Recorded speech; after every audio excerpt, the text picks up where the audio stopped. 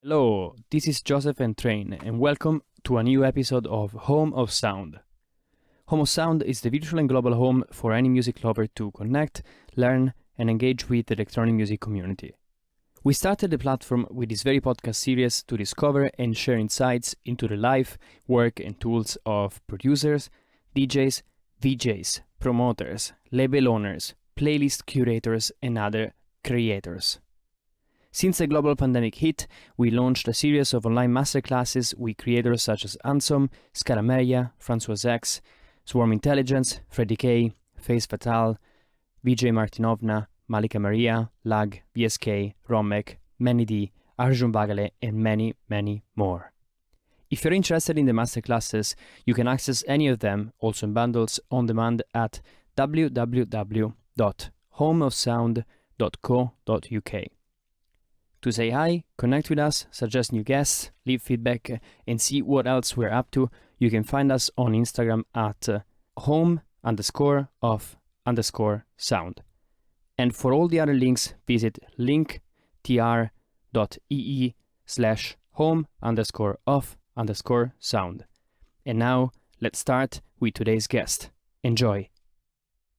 Nice to see you, Livia. Welcome. Thank you. I so happy. Yes, I'm really happy to see you. It's strange to have an interview with you because we know each other for more than 10 years. Yes. So yeah, and not professional situation. a lot of background stories.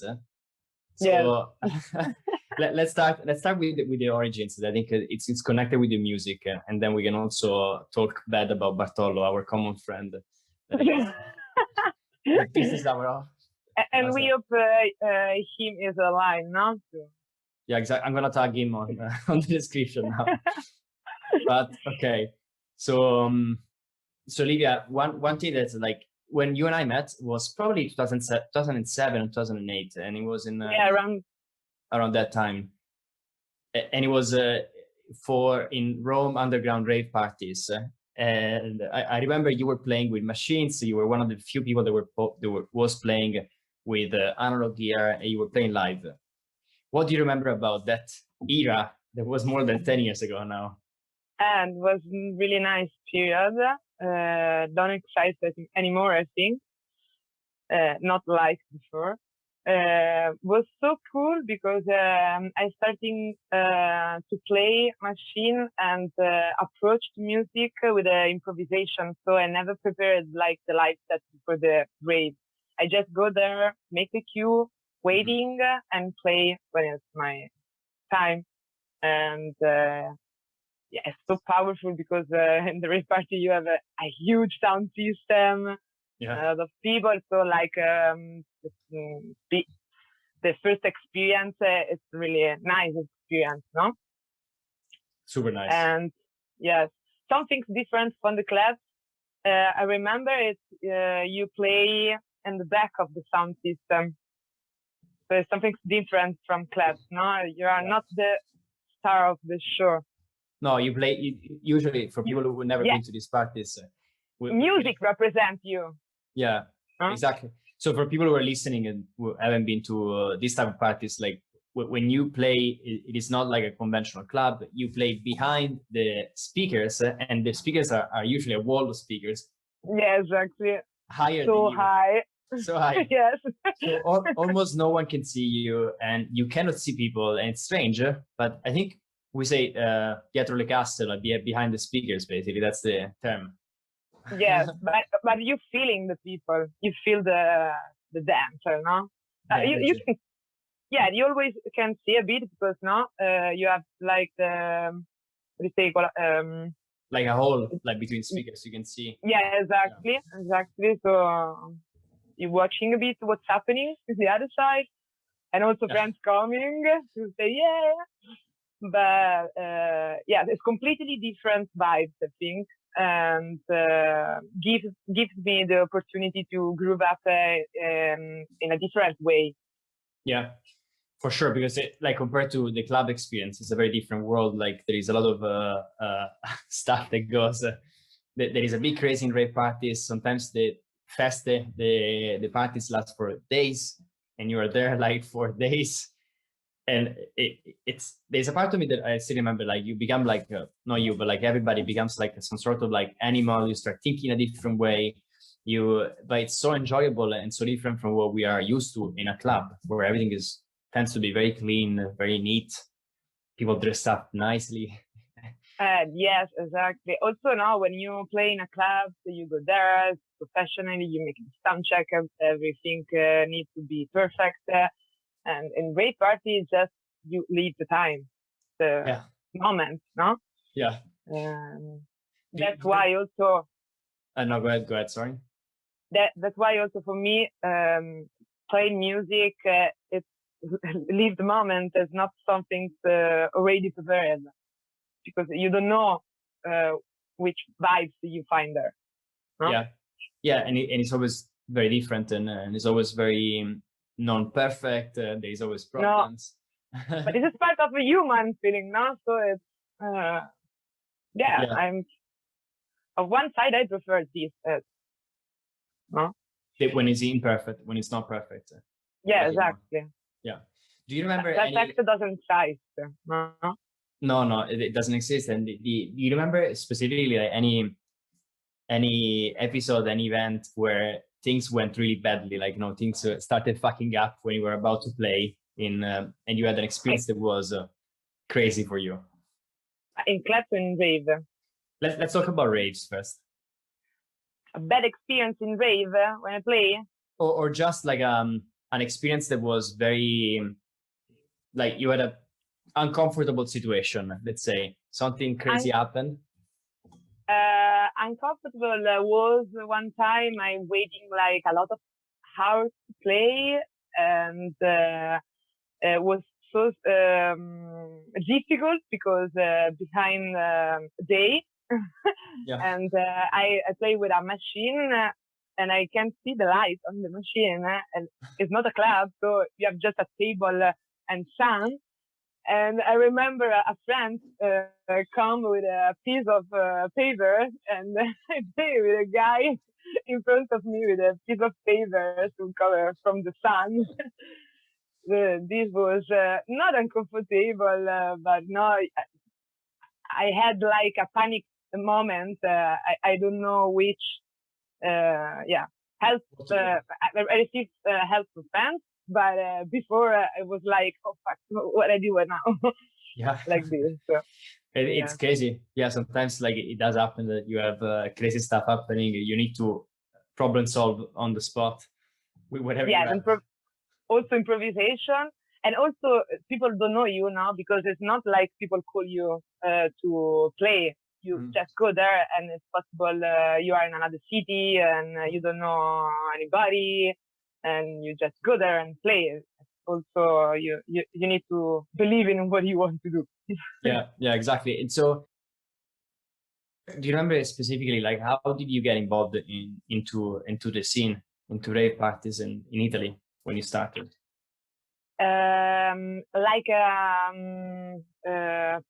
Parties,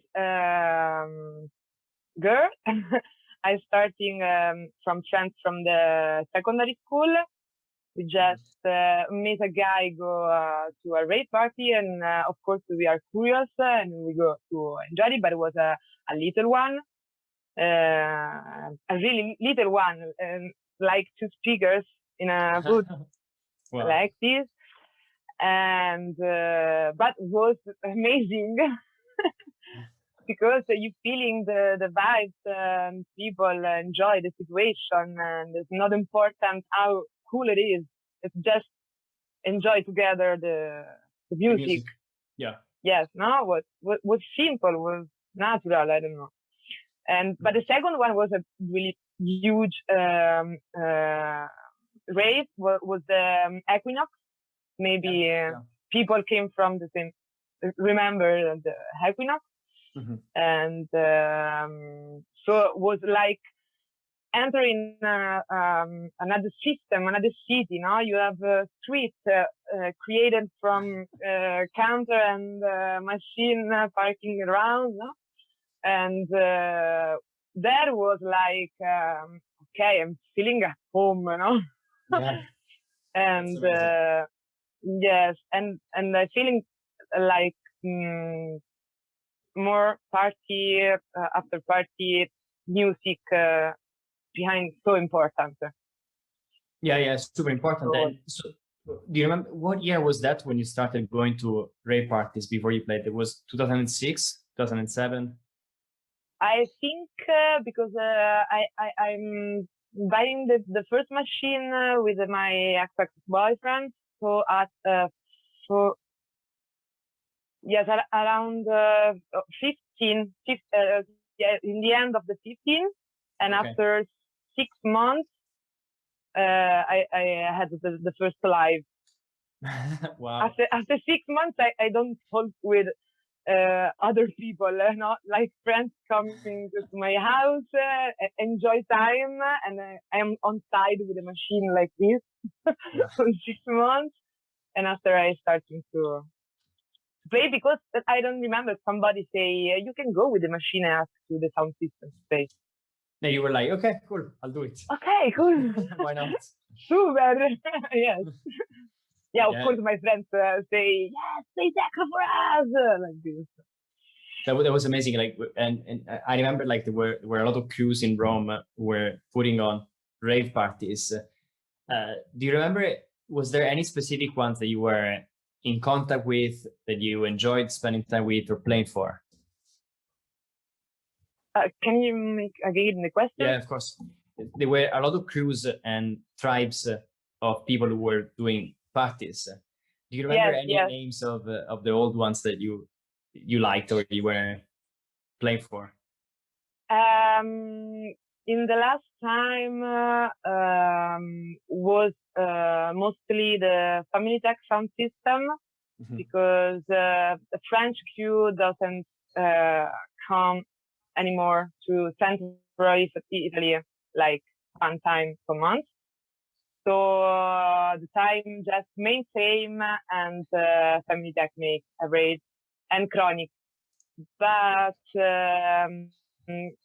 for example, mainframe have a lot of DJ in the crew, so it was so difficult to to play, and it was better with the other crew. But one time I played in the Trackers sound system, Yeah. and another time in a huge one, but real I didn't remember the name. I don't remember now. Yes, was the second party after we do a 1 week party and just we change place. So I didn't remember which town was. Yeah. It must have been also like a big mess. Yes.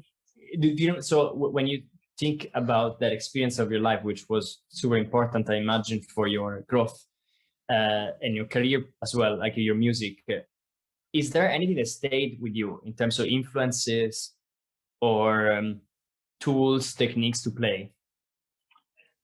In the end, I think not. I love techno and techno tribe, and I played that before. But when I stopped to do rave, and I stopped to use machine as well because it just I starting to use Ableton in the first years. I didn't make techno. Also, my first EP on Trick Records, it's the demonstration. I take a completely different way. And I think just because before I never thinking about do a track. Yeah. I just play. I never recording what I do before 18.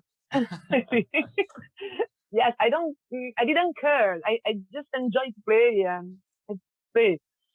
Yeah, you were just basically jamming and like not Yes. recording stuff for releasing. Yeah. No.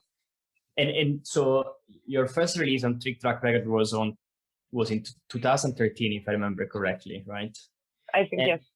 And at that time, I think you were already playing in clubs. Like, I remember you playing in maybe Ciclo degli Illuminati or Ciclo degli Artisti. Can't forget that. No.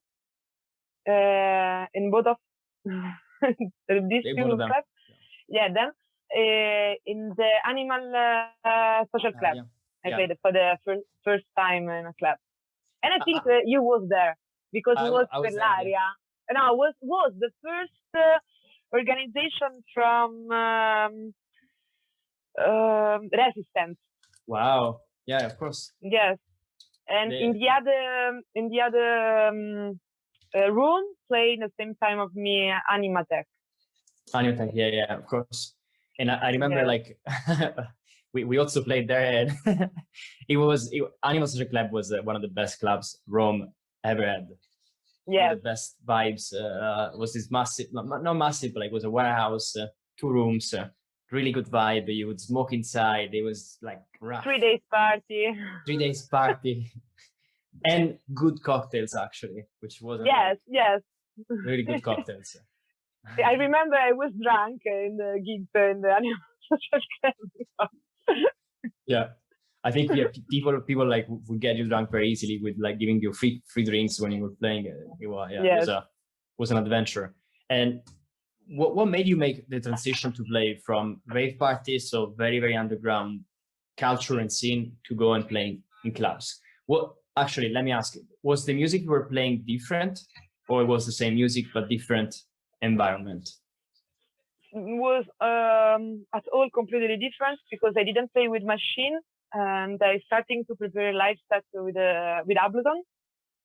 And today I can see I didn't really enjoy because it was prepared, and I can get drunk also because I don't need to think so much about it because it's already all prepared. I just use the controller with a filter effect and blah blah blah. Say okay, but it's not my approach. It's not what I like to do. But in the beginning was the way I took for dual live in the club. Because it was different, you need to play right. You can make like mistakes, no? You get paid also for play. And also it's different because I don't know, I'm feeling so comfortable to do live with techno music with the machines, but when I'm thinking about okay, go to club, I get paid, so I need to prepare something, blah blah blah. It's less it's not so much free. Was in the beginning. Yes, I think also for me was different, so I care more about stuff and I get the different way to play. Got it. And so you always been close to machines, like you always, even now when I see your sets, like you play a lot with machines and analog devices. I coming back to the roots, coming back to the roots. So you went like full circle. You went like from super rough machine only sets, then you went into exploring Ableton, digital devices, DAW, and then eventually going back to the live set with the machines. Is there like a technical reason why you like machines, or it's just something you feel more comfortable with? It's a workflow, I think. I'm feeling more comfortable, and also I don't have fun when I play like Ableton with Ableton. I really enjoy to make jam, to improvising. I can save a sequence of my sequencer because it's better you prepare it, no? I interval of some note. But that's it. You just have, I don't know to say in English, canovaccio, like in the other, no? You just have like, you improvise, Yeah, exactly. With the Ableton, also this is the one of the big reason. Every time I use computer, I had technical problems. Wow. Okay. Yeah. With analog, I don't have it. Yeah, makes sense. And sound quality wise, do you believe that analog is really better, like sounds better than a machine, my sound?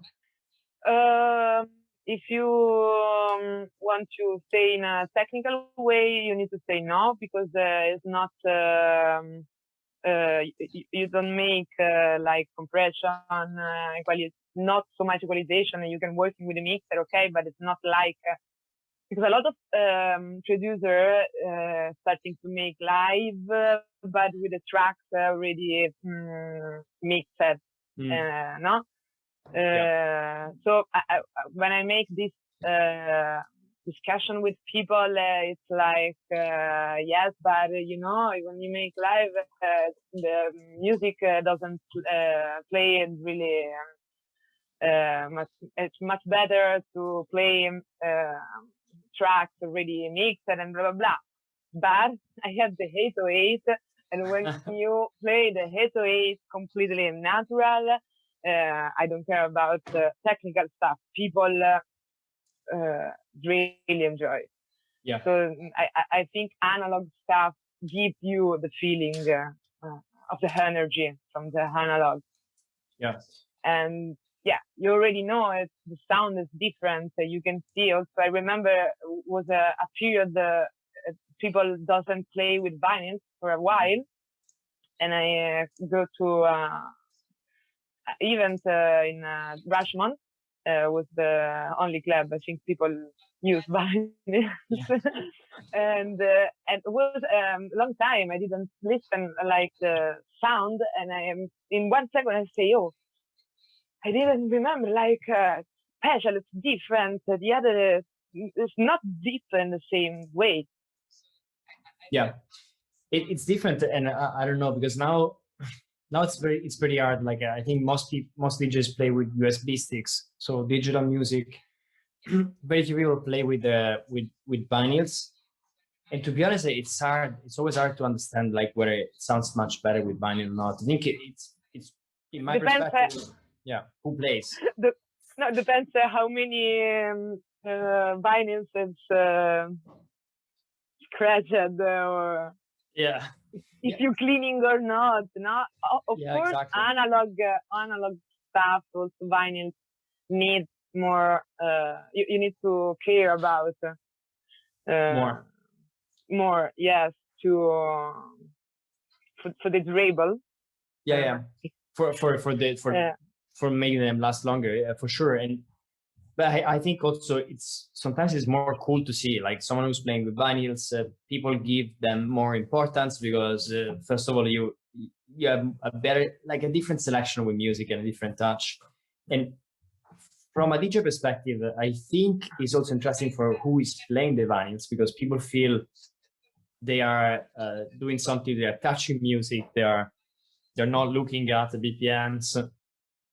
It sometimes is more enjoyable for the DJ themselves, not just for the audience. Yes, of course. I don't know. I don't use so much the CDJ. I don't like the feeling, but I know it's important. Also, it's so comfortable also to traveling. For example, now if you take a flight and you don't have the baggage, you have just one little bag. So I understand also a 30-year-old DJ after 20 years take the pen drive, because yes, it's so hard to go to the gig with also the live set and the vinyls. It's so heavy, no? So yeah. I can understand, but it's completely different. And for me, vinyls is better. Yeah, the feeling of touch and to play, and but you can have you can be comfortable. For example, with CDJ, I use a lot to do drag selector because I like to make the loop, and you can do. I starting to try to scratching and make like double vinyl to repeat, not, but it's like sport. Yeah, it's much more difficult. Yeah, so much difficult. But this is the point, no? The worst, the bad things is something special can be I don't know, more people can make this, but before it was like you can do it just in one way, and just people have this skill can do. No? Yeah. It takes much. It's harder definitely than playing with CDJs, and I think people appreciate that it takes more time to do that. So when you show up with 3 records, you're playing 3 records at the same time. Sometimes it's also more fun to watch. You're entertaining more people. People look. You're feeling when when you're starting with 3 fades on. Yes, well, it's a good feeling. You have the control of something difficult, no? If you put sync, yes, okay, you can be more focused on equalization and other stuff, but I think it's not the same feeling. Yeah, it's a different feeling, and I guess, like, doesn't mean that you don't play well if you play only with CDJs. I'm sure there's tons of DJs that are amazing with CDJs as well. I think vinyls are enjoyable in a different way, I think. Depends if you don't care about how to do stuff and you're thinking just about the results, or you are interested to, okay, this set it's made from, on how he plays. Somebody cares, somebody don't. So yeah, also that's why, no? And that's I think that what we were saying before as well. Like, if you enjoy more DJing with vinyls, that's perfect. I think that you should be doing more of that, like for anyone. Yeah.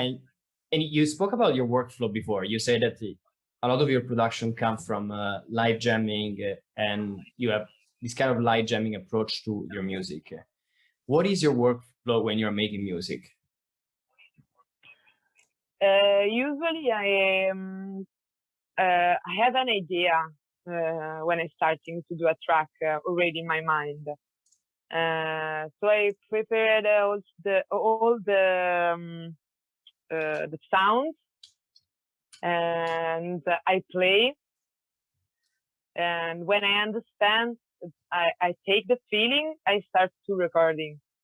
Yeah. And sometimes I just starting to recording, and sometime in the meantime I prepare the sound, I understand where I want to start, and so like that's something to make me a mistake, but I still doing. I starting to recording, and I get back to the silence. Okay. And after I starting the track. Yeah. So basically, you go back and forth between new sketches and experimentation. And at some point, when you're happy with what you are playing, you're like, okay, let me record this and let's make it into a track. Yeah, exactly. Sometimes I make 2 or 3 recordings and I listen back. Sometimes I do, of course, editing, because when you are focused on sound, maybe the modulation is so long and you want to make short. So yes, I'm working on editing after, of course. Sometimes not. Sometimes possible I do 7 minutes and like. And that's it. The flow, yeah. For example, in Mental Groove was a track I made like that. One take. Wow. And I didn't make any editing on that. Wow. Which level was released on? I'm looking for that now. I think there was in your own. Mental Groove is on my, yes. Yeah.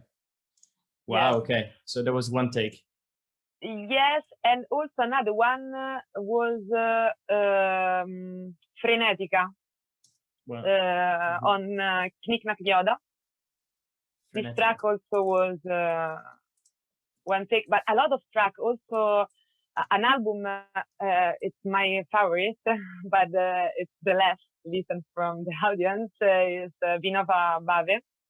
Okay. And the album is completely live recording without editing. Yes. Yeah, it's amazing. Like it takes a lot of like courage as well. Like when you're like in confidence in the work, to be able to do first take, you just release it. It's possible. Yes, of course. It's a track made one take, but it's possible. I already played 2 hours before recording, so you know all of the elements and how to move the move them.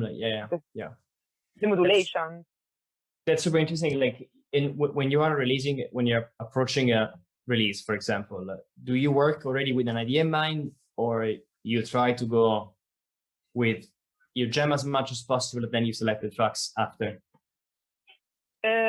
This is my problem about release tracks because I just do tracks and I have ideas to the tracks, to each track, but I never make an album concept, for example. The first was, no, I never. The last years when the pandemic starting, I had for the first time this feeling, okay, I start to get pretty, I need to go to my place, the studio, and stay there. So I put it off the phone for 3 days and I stay there. And I already know I want to do these 3 tracks from the feeling I had, from the situation, from my friends and my family in Italy during the first lockdown. This was like, yes. But it's not like I get there, I go in my studio and I'm thinking, okay, what makes this sound? I already have the concept and music go out automatically. Was like this. So you basically approach for you, it seems to be very important to keep this live and freedom, the live approach and freedom when you're making music. So you don't plan so much about it. Yes. I need to be. I don't want to make something. I can change. Yeah. Have you ever given anything like to this? Have you ever given any thoughts to this? Like, why do you think? Do you feel like you get more creative when you don't have a limit, when you don't have a deadline, for example? I don't know. It's not depends from if it's freedom or not, because creativity came and goes. And sometimes you want to do something, so you have an idea and you don't find a way to do. You are artist as well, so sometimes you're feeling now it's not the day to be creative. Yeah. No, just so feel the day sucks. And then you can't force yourself to do. No. Yeah, it's pretty hard. Like sometimes you just get stuck and there's not much to do about it. No, you need to stop and okay, another time is not time right now. Yeah. Also, if you have an idea, of course. Help me some time at this point, start and stop and start to listen something. Yeah. I think I got it. Yeah, I think it's glitching a bit on Instagram. I don't know. Yes, I see. Maybe it's the internet. If I should go back, let's see. And okay. And I see Gaia is online. Yeah, Gaia, our friend Gaia just joined. Hey, Gaia. Gaia. Livia, one question. So you released in 2013. That was your first release, like on Trick Track Records. When you look back at that piece of music, do you feel are you still proud of that piece of music, or if you could go back, you would change it? Not change it, because was me at 23. Yeah, and Livia, I think you need to flip the camera. I think something happening with Instagram closing automatically. Oh. Maybe the phone, if you have a charger, maybe that's there. But for the charger needs to be vertical. Wait. Okay. Sorry, guys. Yeah, also because it's on the computer, so now it's 200 degree my phone. It's getting stuck. Okay. We left you. Okay. Lost you. Okay. 1 second, okay. guys, on Instagram. She's gonna come back. Yes. Whoa. Okay. Okay. Ivan, thanks. Hopefully you will be able to hear it now. Yes. Started the video. Okay. Yes, perfect. You're back. Amazing. Okay. Hopefully it's gonna work. And yeah. Voila. The question was. Question was first release. The release. Yes. If I of course I now I don't want to release music like I released it at 23, but also I'm not so proud. It was my first experimentation out from rave party and techno tribe music. So yeah, So I just starting to upload my stuff on SoundCloud, and this label contact me, and I can't believe, no, like, okay, it's like some months I upload music on SoundCloud, and SoundCloud was new, was the beginning, I think, in the 2010, no? It was very, it wasn't so known. There were very few people that knew SoundCloud. That wasn't that big as a platform. Yeah. And it was also not an Italian label. So, yeah, I was proud for that. But of course, it was a different vibe. So, yes, I never played my track. I never play at all my tracks, but That's yeah. interesting. But I did a lot of live sets about that release. Yeah, got it. And why you don't play many of your tracks? You get bored? No, of course not. I'm feeling uncomfortable because I starting sometime, but I don't know. I'm feeling stupid to play my music when I do live. And I do DJ set. So DJ set is mixing some things already prepared for anybody. So I don't know, it's something different. I do live and I play my music. When I do DJ set, I don't want to play my music because I already do live. It's like this in my mind, no? Yeah. So it's difficult. I choose my track. Yeah. It's difficult. I choose. I want to put my track in this DJ set. Yeah. Got it. So for you, the live set is your music. DJ set is, of course, other people's music, and nothing of your music because you already do the live sets. Yeah. Yes. You keep things fresh. And I know you also launched your own label, Ipnotica Erotica, in March. Basically, you did the first release in March 2020. Yeah, in the beginning of the pandemic, first release. I'm sure it was an experience. Tell us more, like, what happened. The vinyl was ready from 6 months, but we waiting also for promotion, distribution, and blah blah blah. So when I'm thinking about it, I louding because we were waiting 6 months for the pandemic, basically, no? Because it was around 27 in March, and was around the starting lockdown also in Berlin, no?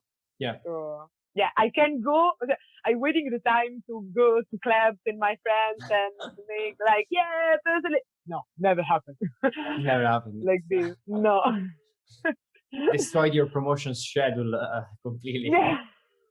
No, this is a lesson. Like you can't prepare the planet something, no. Yeah. You don't know. You just do it. Yeah, it's true. There are so many things outside of our control. Like we. Don't excite the perfect time, no? Very true. I agree. Yeah. And but what's good? The vinyl was the release was good. It's not like oh shit, my release doesn't was sold or not. Mm-hmm. I get a distribution I want. I get a lot of good promotion. So magazine was interested about it. I get a lot of good feedbacks. And was a good start. It was a good start, and now it's been a bit positive. Yeah. You have to be, like, especially I think when someone launches a label that is an underground label, and it's almost by definition it's a niche label where it's a very small audience anyways. You need to fight to get visible to this audience. You need to understand who likes the music. Like, you need to be positive. You need to believe in the dream. Otherwise, you need to believe. Yeah. But otherwise, you just get like, you feel like, okay, this is not worth it, because it's not something you make money out of. Like, it's something you do out of your own passion. But it's super hard. Yeah, it's super hard, and also depends which goal you mean you want you aim. But in my case, exactly. I don't care about a big audience, because I know I am from the underground, and I don't care about mainstream stuff. So I'm already happy and proud to can do what I want. Mm-hmm. What is your, like, did you have a goal when you started? Did you think, I want to launch a label because? No, label was I thinking about it like in 2015, when I really started to my career in clubs and a different environment. And I think also I start to mixing, DJing, and I understand completely this is my future and what I want to do for all of my life, and I can, and I don't care how much time I need to get it. Mm-hmm. And in the same time, my mind starting to thinking, if I have a label, I want to call like this, I want to do this stuff, and blah, blah, blah. And after, when I had the opportunity to spend money, start. That you did it. And I read one of your comments on Facebook, I think it was Facebook or maybe Instagram, that you said you wanted the label to be a platform for no schemes or genre, and just a free expression of ourselves. Exactly. Yeah, go ahead, sorry. Yeah. No, I see. I'm really interested, because this phrase captured my interest, because it's a very interesting phrase, and I wanted to know more about that. No, it's important, because today we need to find a word for everything, a genre, also for sexual direction, for everything. And when I do music, I just think it's music. Sometimes I already know I don't want to do some for class. I just do music. I don't want to have a limit about that. And also the label want to express a different way from the artist. For example, the last release is about Lunatic, and he released just techno music. Alessandro, our common friend as well. Yeah, I don't know if you're watching. I think now, ciao Alessandro. Ciao Alessandro. And it's a completely different side of the artist. That's what I want, no? Because I think also him produce music with other artists or for a label. So he is smart, and also thinking about I do this for this, so I do in this way, no? It's another mindset. But when he sent to me these tracks, I say, this is perfect, because it's your other side, and maybe it's so difficult for you to release that, because it's difficult to solve. But this is what I want. Yeah. That's amazing. Like, in the thing that Alessio. Alessio is online. Alessio is online. This is like a revival of our childhood friends. and so with Lunatic, for example, so are you not afraid that, like, people who follow the label then find too many genres and too many types of music on the label? Yes, sorry, but I have the charge and I don't know where I put my phone. Yeah, no worries, no worries. Okay. Almost. Okay, people watch me on horizontal thing. I think it got stuck again when you started. Yeah, I know. And okay. Yeah. Okay. No. I think I already know. I already say technological digital stuff. Technical problem. Okay, let's try. If not, we convert. We divert everyone to Facebook. And yeah. So Livia, basically, are you not afraid that people who follow the label and then they see that you're releasing stuff that is sometimes it's techno, sometimes it's electronic, they're gonna get secret. They're gonna be like, okay, no, I don't know what to expect. But it's completely me, no? Yeah. Also, if I don't have still an agent or an agency working for me in the last years, or yes, because I'm not. Mm-hmm. I don't have I don't have a label. Yeah. If you call me, I can play like everything. Depends which place it is and the vibes. No, so this is something for me create problems on career, but I want to be myself and I want to do what I love. And of course, always I'm thinking about the dance floor and the contest where I play. Mm-hmm. And I think if I had I create an audience on my label. Yeah. At one point, people understand. I want to listen this time what the label made, no? Like. Yeah. I know we want something safe, but yeah. I follow my path. Simple and safe. You already know. And I don't know. Yeah, exactly. I think it takes more time when you're doing something that is not exactly fitting in a bucket, but then eventually when you find your audience, then you find people who really want you because of maybe because you are different than others. Yeah. Yeah. It takes more time for sure. Yes, but doesn't care. Yeah. Yeah.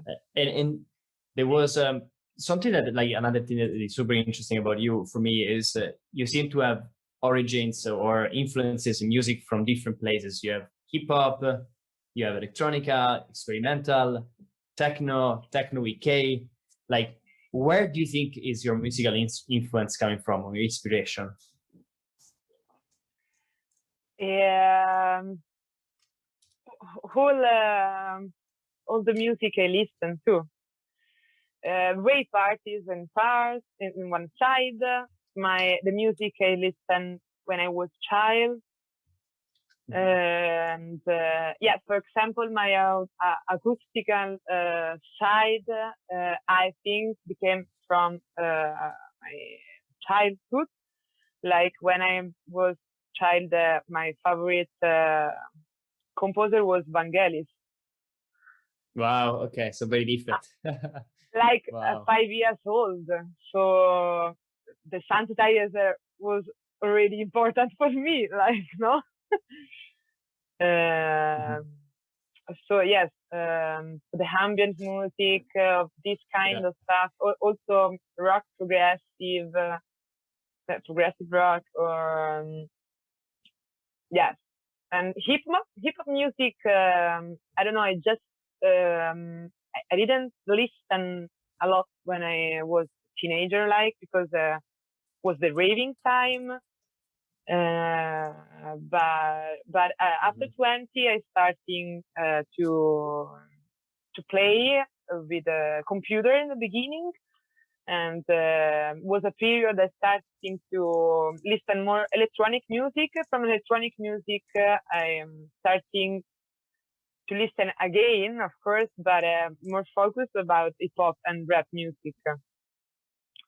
Also because before I never listened like instrumental hip hop, and it's not like about the test because yeah, okay, rap music have a lot of poet and an important is an important inspiration, but also sometimes so rude. So it's more from the beat. It's more like the structure of music that how specific artists, I guess, like in general, construct music that's super interesting for any producer, I think. Because the beat came from other music like jazz and funk, but it's the basic. When I'm thinking what is so powerful and relaxing my mind, I'm thinking on the beat. Yeah. Yes. Yeah. I think it for people like us who probably come from a dance floor, that's how we started. It's hard to get so much far away, like from the beat, from the kick drum, Yes. from having like the sensation of the bass. I guess it's because we connected with like positive experiences in our lives. So we feel like every time we feel like the music is like going and driving, we feel like it's, I don't know, bring something back. At least for me, You're feeling with your body. Yeah, exactly. You feel like, oh, I imagine and remember myself being in front of like a massive wall of speakers and playing there, or being in a club where I was, I don't know, hanging out with friends, and like everything is super connected and super positive. So I feel good about listening, like about techno, for example, for that reason. I connected with all the good stuff. For example, I don't listen so much techno when I am home. It's relaxing me. It's hard. Yeah, same. It's hard, especially now. I don't know if did it change for you during the pandemic, because in the last year it's super hard. Like I can't listen to techno. I don't like it's no, impossible. no. For me, it's the opposite. The opposite. This here I listen even more from the past, because I really miss the parties, I think. Wow. Okay. So before you were not listening to much, but now you listen to more techno. Yes. I think also because I'm starting to make to digging on internet, and I never do before. I hate to stay in front of the computer, so I never do. I just go to shop, to vinyl shop, and now to digging on internet, you need to listen more and more music. So I think also for that. Because there is so much out there that it's simple. Yeah, exactly. You need to dig hard to find the right music. Yes. And there was a question from someone on Instagram, and I would invite other people who are listening to ask questions so we can ask them to Livia before we wrap up. But it's a question from Lauch Stoff Herren, something like this. They are asking, I like to play two different styles. Do you think I should create a new app for the other style? So I basically create two different names of producer names because I have two different styles. What's your opinion on that, Livia? I don't listen so really good, but I think the question is he likes to play different stuff and he's thinking about different projects or exactly. Yeah. I do all with the same name. I don't care about a lot of nickname, also because it's so difficult to create an audience of different projects. And I know it depends to which goal you want. If you want to get audience fast, you're working and the way you get. But I think now also with streaming radio and this kind of stuff, you can be more eclectic and you don't have critique from other people because I think now it's better to be eclectic from be like one genre, one stuff, no? Mm-hmm. So don't be worried about that. Just also you are so cool if you what I can do in DJ set. A good DJ for me is also somebody can mix different type of music and you can feeling no, you change a genre. So no, of course, just make a why of that. Yeah, it's similar to what we were saying before with your label. Like, I think it's a bit harder if you have two different styles and genres to then be to just become known in a certain scene, because I guess Lord spreading yourself in two, for example, you're dedicating a lot of time to do one thing, a lot of time to do the other thing, and that might be harder. But I think I agree with you. Like, I think if you feel you have two genres to style, just do it. Yeah, just do it. Super important. Before, people used to use different name, and also, this is a choice. But because before was different, also I think in 2070 something changed, because 2017-18, because before I get a lot of gigs without agency, but I think was one point music and gigs behind, so more a business, and also the booker doesn't make a lot of research like before. So if you're so little and you don't have an agent, it's so difficult to get gigs. No? Before was different. Yeah. I feeling that after, around 2017, 2018. So also people now want to be sure when they go to listen somebody what they will listen. It's a period. I don't know. No? Yeah. I think it makes sense. There's more like, in a way, it feels like almost if the artists themselves are becoming less important. What matters is I want to hear banging techno, or I want to hear experimental music, and then so the artist that I listen to has to deliver that. You almost expect that the artist is going to be delivering what you like about their music. But sometimes I would like things to be a bit more mixed, as you would say, like in a performance. Yeah. Yes, not something. It's not something from the school, no. It's something. I mean, electronic music and something against rules, no. Yeah. So be free to do which kind of mix you want, and also it's fucking cool. This guy mixing, for example, one time I listened Crystal Clear. Geometry. I think. Oh, Crystal Clear. Yeah, Crystal Clear.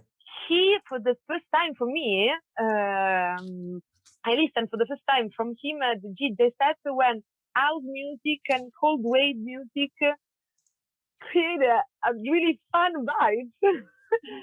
And also I follow him and I see he's studying a lot of the playlist. So for example, not excuse for him, no, like he can't improvising because he's working a lot of harmony on the DJ set. And I think also, on the DJ set, also me, I'm prepared more myself because I can decide the notes, I think, no? But he, for example, for me, was like amazing. He mixing two completely different vibes and created amazing vibes. Huh? Very interesting. And you're my first phone. The phone is yes. Like exactly a super interesting artist as well. You're not the first guest that we have that mentioned them. I need to dig into their music more. Yeah, I find that super interesting. Like especially when there's some very good skills, when someone mixes up genres and does like fucked up new different stuff. I love it. I love the feeling of it when you're like, especially when you're expecting like, oh, this is gonna be a techno set, let's say, and then they throw up, they completely different. Pull out like a hip hop. Exactly. Crazy. Yeah, I enjoy more when something surprise me, no? I agree. Fully agree. And also when you are in the dance floor, I get more excited when I listen a DJ set with tracks I don't know. It's much more exciting and it's more fun than actually listening to either all the tracks you know or just the same music, same level, same energy. It's more fun Yes. to have something that is more. And I think now we are ready as a scene, even in techno, to have more variety because of the pandemic. We probably have more variety of artists. I don't know. I don't want to say nothing about that because I don't know if people take more seriously or completely not after 1 year of pandemic, because I don't want to say, but it's like, you know, as people don't dancing after 1 year. I feeling that from some events the last year, like, come on, guys, you don't play from 6 months. Why you don't choose the best track you find it in the last month? No, like this. No, just play shit because people. I don't care, just dancing and no. Don't go down with the quality, okay? Like this. So I don't know. I'm so worried about, not worried, I'm so afraid about that, about the quality after we reopening the club.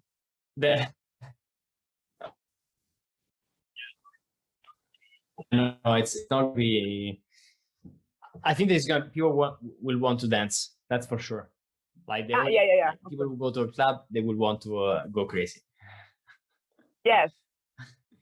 Someone invited me to like a breakbeat event in Berlin, and I was like, no, I want something a bit harder.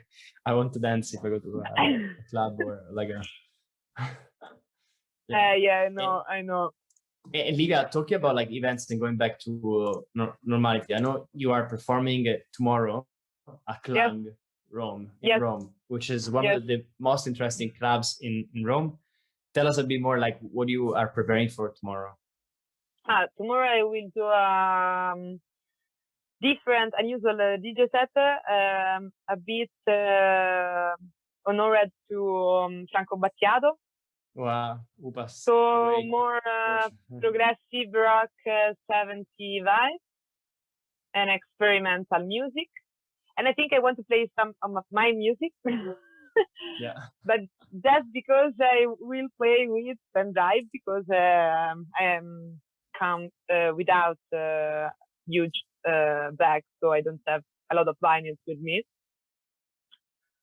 So yeah, so it's gonna be a DJ set. Yes, DJ set for the first time at Clang, because usually I do the live set, but now the situation is different, and they don't ask me for the live set. They just know me in Rome and just say, okay, book you like usual, because every time they are friends at home. No, I need to play there every time I pass it through Rome.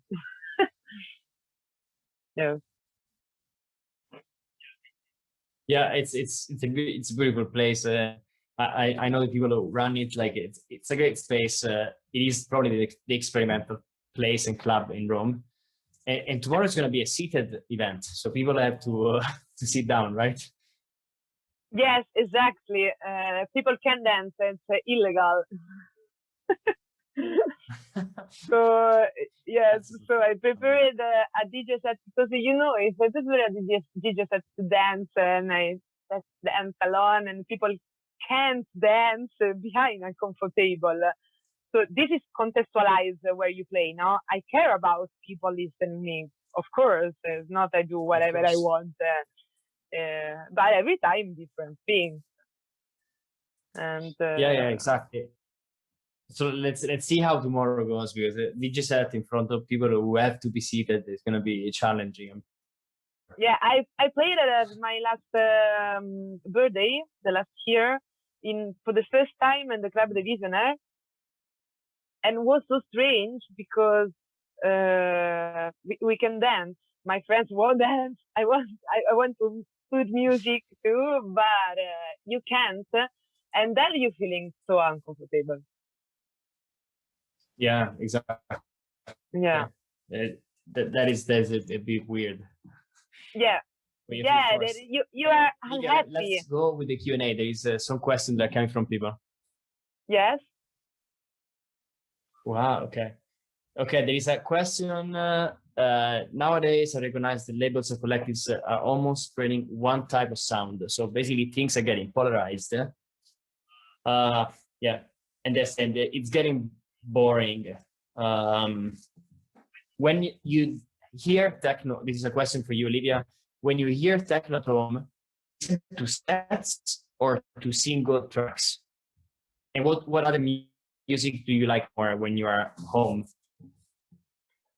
I listen a lot radio and DJ set when I do something different.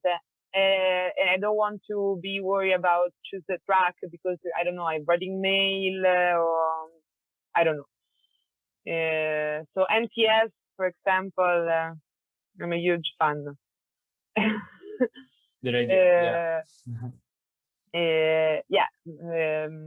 Especially in the morning. I listen every morning, basically before doing the main time and listening NTS. But if I focus on listen the music, of course, I make a research. So I listen tracks. Yeah.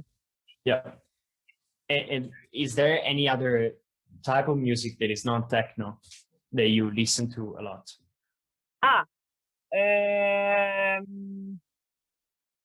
Now rap music, actually. and yes, I starting to listen back ambient music, and this opened my mind to a lot of different subgenre stuff. And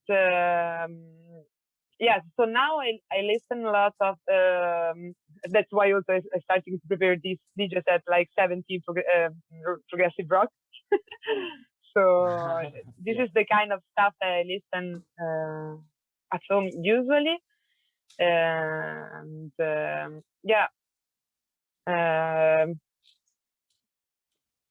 whole music, I think I don't depend on the vibes. If I don't want to listen beats, I listen more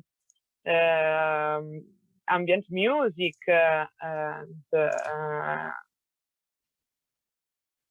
when I do research on Bandcamp sometimes. Yes. And but also I think my way is I always do parties, so I always listen a lot of music during the weekend and the parties, and I do a lot of music, so I don't do a lot of research and listening. I'm starting more now with the pandemic, but before for me search music was just go to the vinyl shop because I was mostly in the studio, and I listen a lot my music because I needed to understand. Yes, I listen a lot of, and so also when I want to relax my mind, I listen back my music. It is like a speech with myself. Sometimes I say, yes, it's like this. Because always it's connected with a thinking or an emotion. Yes. And so it depends as well. And there is a question from someone in the audience. What vinyl shop do you recommend? And actually, let's make it more specific. What vinyl shops would you recommend in Rome and in Berlin? In Rome, I always go to Ultrasuoni, of course. And in Berlin, my favorite Indian is Audio In. I feel so comfortable there. Yes, I don't know, also because at one point, the shop, Audio In. Yes. When you know the shop, you feeling more comfortable also where you can find the stuff, no? Yeah.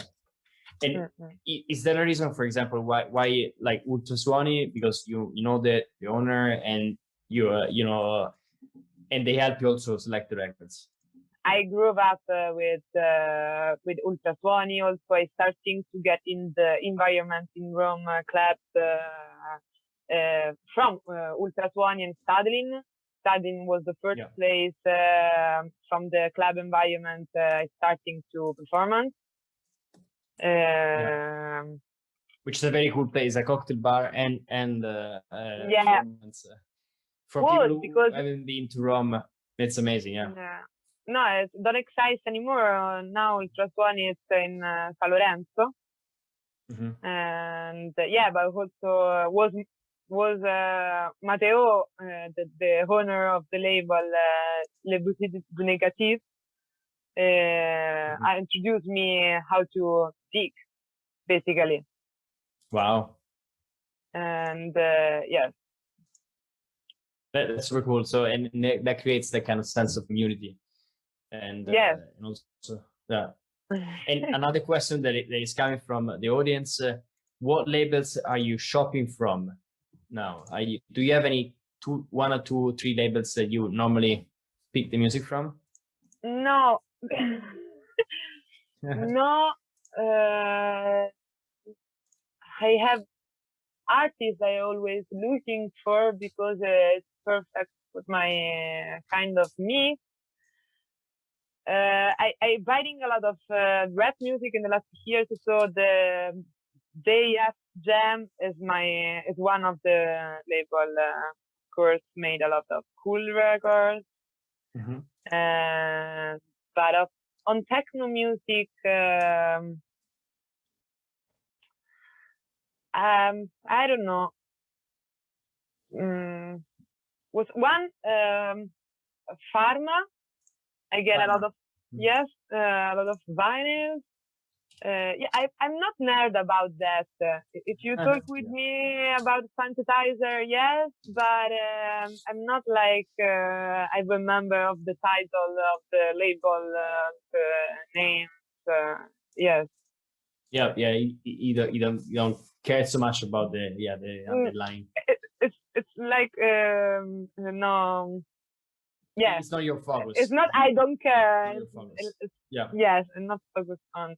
Also because my like of digging is go to the shop and dig like this. So I buy a lot of white label as well. So not something. I just memorize. I don't know. Of course, if I find the underground resistance, I took it or no. The classical stuff. Yes. Yes. And are there any artists that you would recommend people to check out that you're listening to at the moment? Doesn't have to be techno. I don't know. But you mean somebody from the environment now, but in contemporary? Yeah, exactly. Not super famous artist. Someone who's up and coming. I just thinking about it because I always listen whole music, and so I don't know. Yes, how on Bandcamp? Just because I don't remember the name, but I already talked about this label in another interview.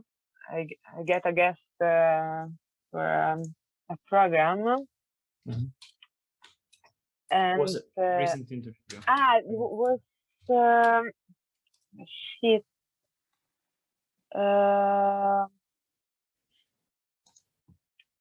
don't remember the name. I'm terrible about that. That's okay, no worries. Yes, yes. No, not something to recommend it.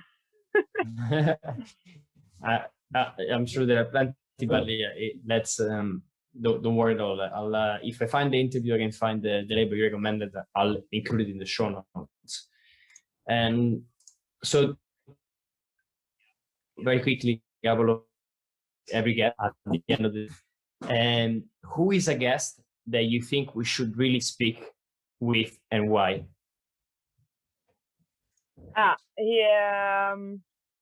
So many.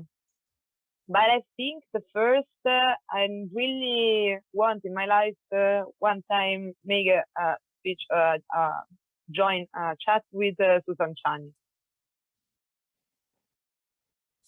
What's her name again? Susan Chani. Susan. Yes, it was the woman who Bukla made the synthesizer.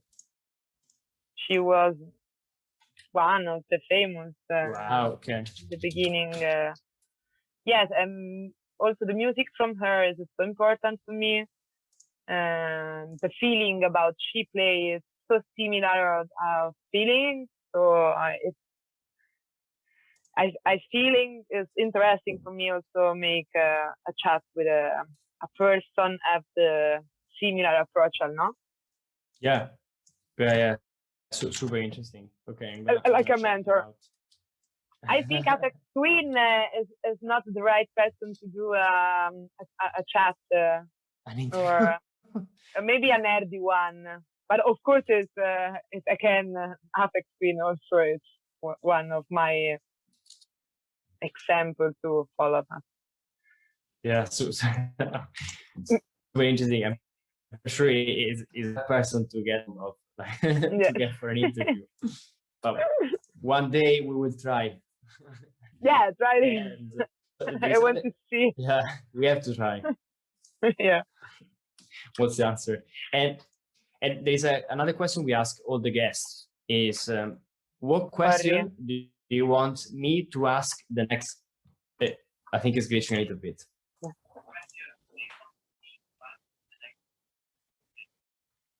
I think there is a bit of feedback on yeah, it's like what question would you like me to ask the next guest? Yeah.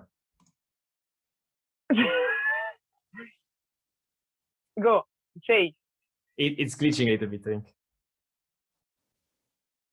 What question would you like us to ask the next guest without knowing who the next guest is going to be? Sorry, I don't understand the question because I listen like. Maybe we can try to drop the volume on Instagram. Or actually, we can close Instagram because I think we are at the last question. Okay. Guys, thanks so much for being with us on Instagram. You can follow us on Facebook for the last 5 minutes if you want. If not, thank you so much for watching. Ciao, guys. See you next time. Thanks for following. And nice. Okay. So what? Can you hear me better now? Yeah. Amazing.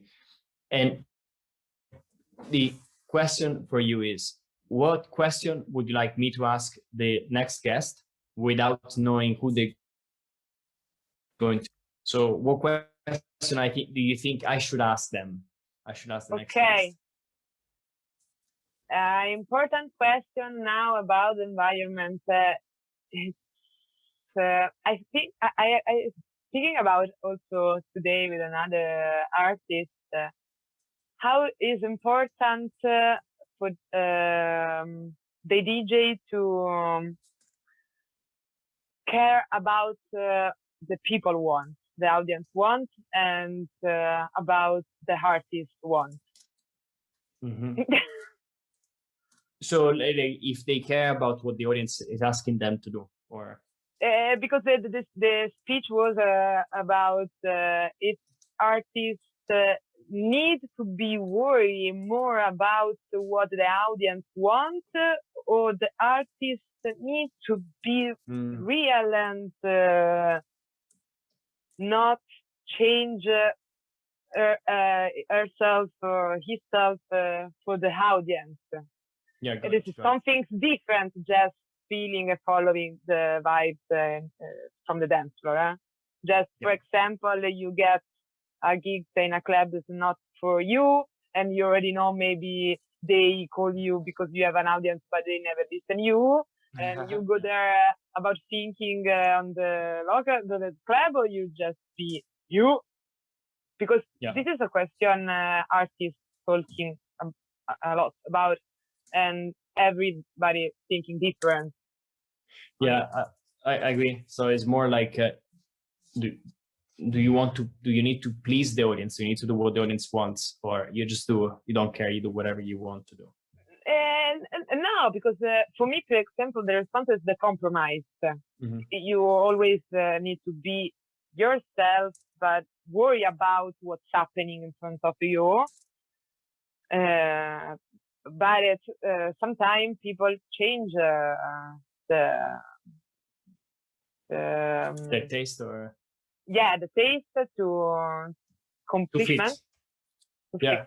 To basically fit with the current audience. Yeah.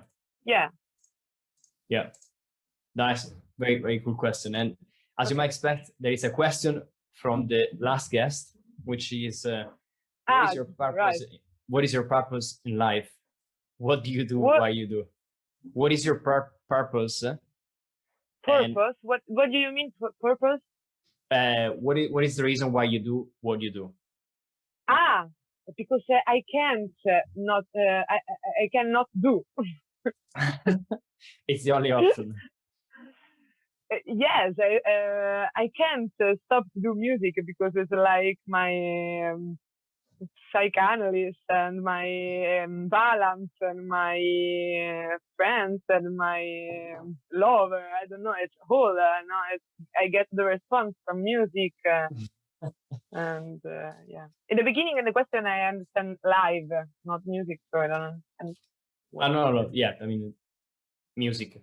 I do because I can do something different. Also, when I understand, I make a lot of work in my life, and I understand the only things I want to do. Also, if I don't have a lot of money, it's music. Yeah, it's the only option.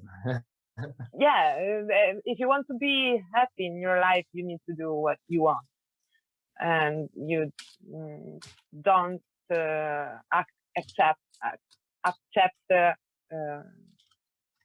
compromise of your happiness.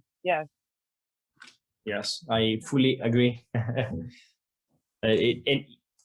if there was no music in the world, what would you do? If you couldn't do music. Probably I take 2 pieces of stuff and I do music as well. I don't know. Yeah, exactly. I can't imagine a word with music. Something was wrong, I think, no? In a word with music. It's impossible. It would be super sad.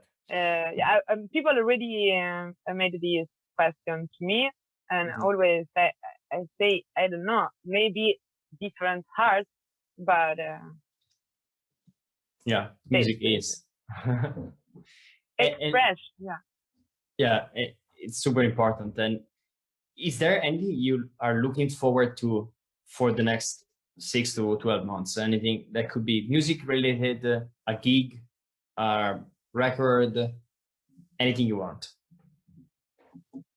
If I prepare something, so if I want, if you have any new projects you want to announce, or an event you're looking forward to. No, actually, I don't want to say nothing. I have a lot of things not ready fixed. Just I starting to made my first concept album the last week after some months to stop to do music. Now I'm recabbling my studio, and I'm thinking, okay, starting now to do music with a concept like today I made the intro. And the first track will be like this, because the second track will be like this. I'm starting this process with myself, and I think this will be the first release on my label. And nothing. Maybe some surprise comes, but I can't say no. Yes. Right, that we will look forward to that, and exactly to see what happens. In the meantime, enjoy the gig tomorrow at Klang. Thank you. Hopefully it's going to be a great gig, even when people have to sit I'm sure it's gonna be fun. You're gonna Yeah, always we have fun. And thank you for being with us. It's been amazing to have you, and yeah, so nice to see you again. Yeah, nice to see you again, and maybe we can see you again in Berlin. Yeah, for sure. When you're back, let me know, and then we're gonna go out for a beer now that it's possible. Yeah, exactly. After 9 months, guys. Yes. Yes. Thank you so much, Livia. Have a good night. Thank you too. And see you soon. See you soon. Ciao. Bye. Hello, this is Joseph again. If you made it this far into the podcast, we would love to hear your feedback, and you can leave any comments anonymously or with your name, and also suggest whom we should interview next via the link bit.ly/HOS_feedback. Basically, bit.ly HOS_feedback. If you're a creator or work in music, you can also check our website www.homeofsound.co.uk for on-demand masterclasses with creators such as Ansom, Scarameria, François X, Swarm Intelligence, Freddie K, Face Fatal, Vijay Martinovna, Malika Maria, Lag, VSK, Romek, Manny D, Arjun Bagale, and many, many more. And again, thank you for listening, engaging, and being with us home. Until next time.